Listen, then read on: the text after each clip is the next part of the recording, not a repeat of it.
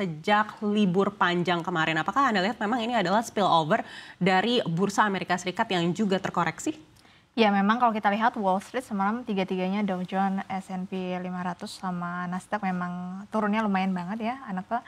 Mungkin sebenarnya bukan hanya berkaca terhadap Wall Street sih, tapi kalau saya melihat adalah hasil keputusan The Fed yang memang sedikit mengecewakan. Karena kan harapan pasar tentu saja ya memangkas suku bunga, tapi kan di sisi lain ya memang The Fed di tahun 2025 ini justru memang bersikap lebih berhati-hati gitu dalam memangkas suku bunga. Jadi menurut saya ini adalah salah satu sentimen yang memang didorong dari tertahannya The Fed untuk memangkas suku bunga. Kemudian kita juga mengingat nih, kan kita hanya 2 hari perdagangan ya di pekan ini. Dan saya memang melihat juga transaksinya agak sedikit sepi, ditambah lagi saham-saham yang menopang di perdagangan minggu kemarin, hari ini sudah pada anjlok, salah satunya saham-saham IPO. Jadi menurut saya memang tidak ada alasan yang bisa menopang pergerakan ISG di hari ini. Baik, tapi kalau kita melihat futures-nya untuk Dow Jones dan juga S&P 500 dan juga Nasdaq tadi, ini sudah berada di zona hijau. Apakah ini pertanda rebound untuk bursa-bursa Amerika Serikat ini bisa kita lihat malam nanti? Ya, kalau saya melihat memang sebenarnya Wall Street itu turunnya Wall Street semalam itu karena memang masih didorong oleh anjloknya saham-saham teknologi. Kita tahu kan saham-saham teknologi kan mega caps gitu ya. Dan memang didorong dari permasalahan adalah DeepSeek kemarin bisa mencatatkan posisi nomor 1, bahkan menggeser OpenAI, menggeser ChatGPT. Jadi menurut saya adalah dari AI di China ini memang sangat berdampak sekali terhadap saham-saham teknologi, terutama untuk di Wall Street. Dan tentu saja memang faktor ini mendorong Wall Street turun gitu ya. Dan hari ini juga memang ISG didorong penurunannya karena hasil The Fed dan juga karena memang pasar sekarang mulai cukup sepi. Karena kalau Anda perhatikan Bitcoin sudah mulai all time high lagi ya. Jadi saya memang melihat pasar itu sekarang sudah beralih ke pasar lainnya yang memang memberikan peluang yang jauh lebih cuan dibandingkan dengan pasar saham. Baik, tapi kalau memang karena DeepSeek ini kita lihat sebenarnya sektor teknologi kita di dalam negeri ini justru berada di zona hijau ketika mayoritas sektor berada di zona merah begitu. Apakah menurut Anda memang spillover-nya sampai ke Indonesia atau memang ini masih sebatas di market US saja? Ya, kalau saya memang melihat hari ini untuk di teknologi memang ada penguatan ya, tapi untuk mega caps-nya ada Gotoh, Bukalapak juga sebenarnya hari ini masih terperosok. Jadi hanya memang beberapa saham saja. Kalau saya melihat hanya ada saham WiFi kan masuknya di teknologi ya. Kita ketahui kan kemarin ada aksi korporasi ya, ada sosok yang masuk di WiFi. Jadi saya melihat kenaikan di sektor teknologi hari ini bukan karena ditopang oleh banyaknya saham teknologi, tapi hanya 1-2 saham saja yang memang ada aksi korporasi. Jadi saya melihat sebenarnya ya kita juga masih terdampak gitu dengan adanya DeepSeek. Apalagi mengingat sebenarnya saham teknologi kita itu kan bukan fokusnya terhadap AI ya, itu beda ya. Karena kita lebih ke retail gitu ya, dari sistem contohnya Gotoh itu kan Gojek gitu ya. Jadi memang saya melihat bukan dari sistem teknologi yang murni benar-benar teknologi. Baik, kalau kita lihat penurunan Nvidia ini bahkan sudah mencapai 17%.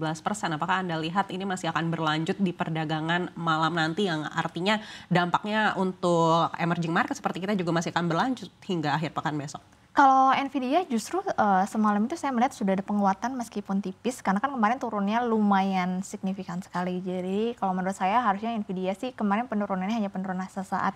Apalagi bahwa ada rumor gitu DeepSeek itu mencuri beberapa data yang memang ada di teknologi US. Jadi harusnya itu nanti bisa berdampak berita buruk tersebut bisa berdampak bisa pulihnya kembali saham-saham di Amerika teknologi terutama di Nvidia.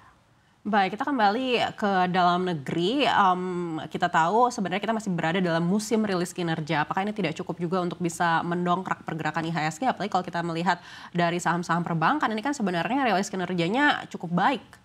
Ya, sebenarnya perbankan beberapa sudah ada yang rilis ya, Naka. Tapi kita bisa melihat faktanya bahwa asing belum mampu menopang. Karena kan saham-saham perbankan itu memang bisa ditopang itu karena memang dari investor asing. Investor lokal itu belum mampu menopang kenaikan harga saham terutama di saham-saham perbankan. Jadi saya melihat di sini masih ada pesimisme ya dari investor asing terutama terhadap saham-saham perbankan di dalam negeri. Memang secara kinerja tumbuhnya oke, tapi memang saya melihat ada pasar lain yang jauh lebih menarik dibandingkan pasar Indonesia, terutama kalau Anda perhatikan hari ini bursa Asia tadi jelang di perdagangan siangnya jam 12 saya melihat penguatannya lumayan signifikan gitu ya. Jadi memang banyak bursa Asia yang justru menguat hari ini, tapi sayangnya justru ISG terperosok sendirian. Jadi saya melihat asing itu sekarang mulai lari ke market lain yang memang memiliki peluang yang jauh lebih baik.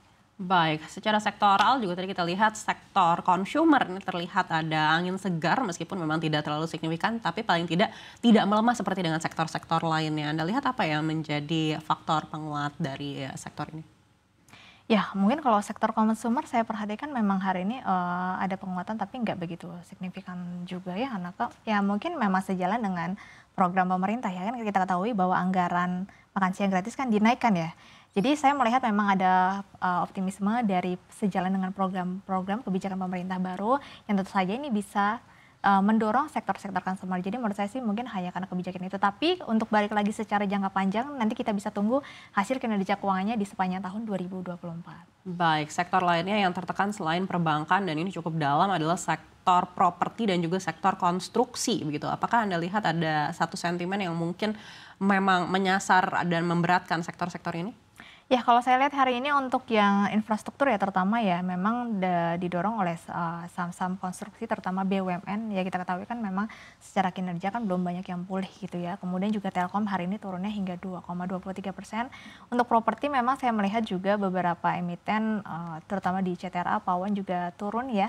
Sebenarnya kalau kita ngomong ke tentang kebijakan pemerintah kan ada yang diuntungkan gitu ya kan karena kan PPNDTP properti itu kan masih lanjut ya anaknya sampai tahun 2025 di mana periode pertama Januari ke Juni itu PPNDTP-nya disubsidi pemerintah 100%, kemudian dari Juli ke Desember 50%. Cuma memang saya melihat ada saham lain ataupun dari pasar lain terutama dari emerging market yang lain dan juga pasar-pasar di US ya yang jauh lebih menarik terutama juga Bitcoin lagi naik-naik tingginya apalagi emas saya juga agak bingung terhadap emas hari ini emas justru naik dikala The Fed itu menahan suku bunga. Jadi saya melihat di sini pasar ini mulai beralih ke instrumen investasi yang menurut saya punya imbal hasil yang jauh lebih menarik dibandingkan dengan pasar saham yang ada di Indonesia. Jadi saya melihat ya kita tuh turun karena sepi transaksi gitu. Jadi memang saya melihat ada instrumen lain yang jauh lebih menarik sehingga membuat pasar ISG ya kembali loyo lagi. Baik, apakah sepi transaksi ini masih akan berlanjut hingga akhir pekan esok? Karena kita tersisa besok saja ya untuk di periode Januari saya sih masih sedikit optimis ya besok mungkin masih melemah kalaupun ada penguatan mungkin tidak begitu signifikan karena saya melihat terutama untuk Bitcoin dan emas ini lagi mulai mencetak all time high baru jadi saya melihat orang berpeluang menaruh uangnya di tempat yang lebih cuan dibandingkan kita harus nyangkut dulu atau menaruh uang di sesuatu yang belum pasti gitu ya. Jadi saya melihat di sini ada pasar lain yang lebih menarik. Nah makanya hal itu yang mendorong ISG itu sekarang jadi makin sepi apalagi besok sisa hari terakhir dan hari Jumat pula biasanya adalah waktu waktu yang untuk taking profit. Jadi saya melihat memang belum ada hal yang bisa mendorong sih untuk perdagangan esok hari. Baik, kalau kita lihat IHSG di hari ini sudah di 7.073. Apakah kalau ada pelemahan besok mungkin bisa meninggalkan level psikologis 7.000-an?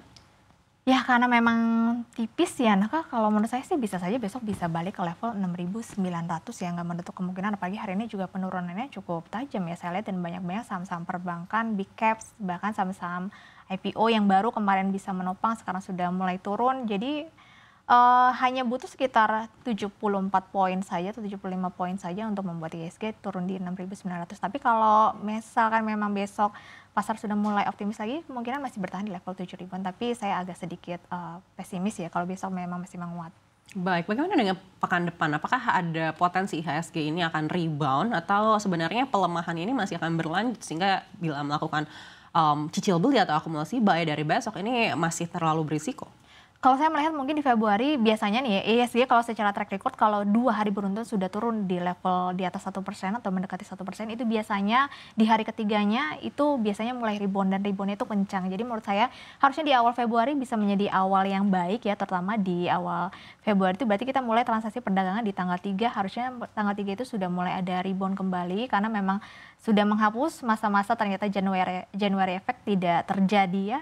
Kemudian window dressing juga tidak terjadi. Jadi biasanya kalau melihat track record nih secara seasonality nih anaknya biasanya kalau Desember merah, Januari merah, biasanya Februari itu menghijau dan itu sudah terjadi selama 10 tahun beruntun. Jadi kalau kita lihat secara seasonality. Jadi menurut saya harusnya Februari bisa menjadi awal yang baik terutama untuk para pemegang saham dan investor di tanah air. Baik, bagaimana dengan rupiah? Kita lihat rupiah di 16.200-an dan juga dana outflow ini masih terus terjadi.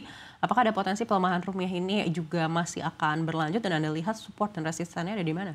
Ya sebenarnya paling dekat ya rupiah harus balik ke level 16.100, tapi kan itu masih butuh sekitar 60 poin lagi ya. Memang saya melihat DHE ini belum begitu efektif ya. Kemarin kan setelah ada pengumuman bahwa DHE akan diperpanjang 1 tahun 100% gitu kan, kemungkinan rupiah tuh kemarin sempat menguat signifikan gitu ya selama beberapa hari beruntun. Tapi sayangnya sekarang sudah turun lagi dikarenakan indeks dolar menguat, apalagi setelah The Fed akhirnya memutuskan untuk untuk menahan suku bunga yang memang tidak sejalan dengan harapan para investor ya untuk memangkas suku bunga, karena kalau suku bunga turun kan biasanya indeks dolar juga turun, tapi sayangnya ya The Fed justru memang bersikap hati-hati. Jadi menurut saya memang masih agak cukup berat sih terhadap rupiah sendiri, juga mengingat ekonomi kita juga saat ini masih banyak tantangan terutama di manufaktur ya, karena kan kita tahu industri kita banyak yang turun, PHK makin meningkat juga, jadi memang dari sisi fundamental kita ya memang belum mumpuni gitu. Baik, lalu sentimen apa yang bisa kita harapkan di pekan depan yang mungkin bisa mendongkrak pergerakan rupiah? Pastinya rilis kinerja keuangan ya, itu masih berlanjut kan di akhir Januari ini kan hanya baru saham-saham perbankan dan itu juga belum banyak gitu ya. Jadi saya melihat di Februari pekan pertama, pekan 2 itu masih disentimenkan oleh rilis kinerja keuangan ya, terutama dari nanti saham-saham komoditas biasanya, kemudian juga perbankan. Selain itu biasanya juga memang di awal bulan biasanya ada data inflasi ya, kemudian ada data PMI ya, kemungkinan nanti dua data itu yang akan menjadi penopang ISG. Baik, Anda lihat sekuat apa fundamental rupiah kita untuk bisa menghadapi volatilitas yang ada di pekan depan? Kalau untuk rupiah sebenarnya saya agak pesimis ya kalau misalkan bisa menguat atau balik lagi ke level 16.000. Mungkin masih bertahan di level 16.200 bahkan di level 16.300. Karena sebenarnya kita menanti kebijakan DHE ini benar-benar bisa berjalan dengan baik. Kalau ini sudah berjalan dengan baik anaknya dan sudah terlihat hasilnya, mungkin ini bisa menjadi penopang rupiah. Tapi kan ini baru banget kebijakannya diterapkan. Jadi saya melihat ya belum ada hasilnya gitu ya. Jadi belum ada hasilnya ya tentu saja rupiah tidak ada alasan untuk menguat. Baik.